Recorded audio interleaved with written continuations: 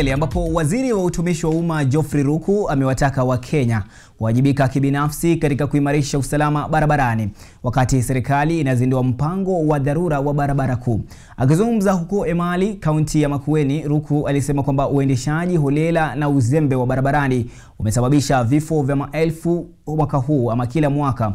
Mpango huo wa ushirikiano na St. John's Ambulance unalenga kuboresha mwitikio wa haraka kwenye ajali.